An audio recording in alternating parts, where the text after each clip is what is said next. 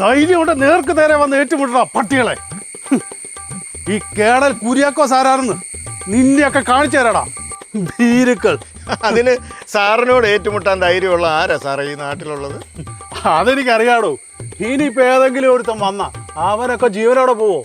ഇത് പട്ടിയാടോ, തെരുവ് പട്ടികൾ. കടി കിട്ടിയോ സാറേ? കിട്ടിയാടോ, പിന്നീന്ന് വന്ന് കടിച്ചിട്ട് പോയി. അയ്യോ, എപ്പോഴായിരുന്നു സാറേ? മിനിഞ്ഞാന്ന് രാവിലെ ഇതുപോലെ നടക്കാൻ ഇറങ്ങിയപ്പോ. അയ്യോ, എന്നിട്ട് കുത്തിവെപ്പെടുത്തോ? എടുത്തു. അബ് തീൻ ബാക്കി ഹെ. 3 എണ്ണം ബാക്കിയുണ്ടെന്ന്. അത് തീരണേ ഇനി 1 മാസം എടുക്കും. അതുകൊണ്ട് ഇനി ലീവ് നീട്ടണം. സാറേ, അതിർത്തി ചെന്നാലും സൂക്ഷിക്കണം കേട്ടോ. അതൊക്കെ എനിക്കറിയാടോ. അതിർത്തി കിടന്ന് ആക്രമിക്കാൻ വരുന്നവനെ എങ്ങനെ നേരിടണമെന്ന് ഒരു പട്ടാളക്കാരെയാണോ താൻ പഠിപ്പിക്കാൻ വരുന്നത്? അതല്ല സാറേ ഞാൻ ഉദ്ദേശിച്ചത്. കുത്തിവെപ്പെടുത്തിട്ടും പേവിഷബാധ ഉണ്ടായ കേസുകളുണ്ട്. താൻ വെറുതെ പേടിപ്പിക്കാടോ. പേടിപ്പിക്കാൻ വേണ്ടി പറഞ്ഞതല്ല സാറേ. വ്യാജ വാക്സിൻ ഇറങ്ങിയിട്ടുണ്ടെന്ന് നമ്മുടെ കേന്ദ്ര ആഭ്യന്തര മന്ത്രാലയം വരെ സമ്മതിച്ചല്ലോ.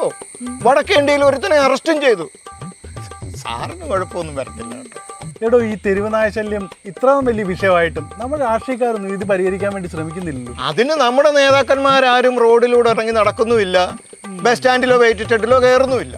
എന്തിനു സുപ്രീം കോടതി ഇടപെട്ടിട്ട് പോലും ഈ കാര്യത്തിൽ ഒരു ഗ്യാരണ്ടി ഇല്ല സാറേ. സത്യം പറഞ്ഞാൽ നമ്മുടെ ഈ പുതിയ സർക്കാരിന്റെ ഗ്യാരണ്ടികളുടെ കൂട്ടത്തിൽ ആദ്യം ഉൾപ്പെടുത്തേണ്ടിയിരുന്നത് നമ്മുടെ ഈ തെരുവുനായ പ്രശ്നമായിരുന്നല്ലേ? ആയിരുന്നു. പക്ഷെ ആരോട് പറയാൻ?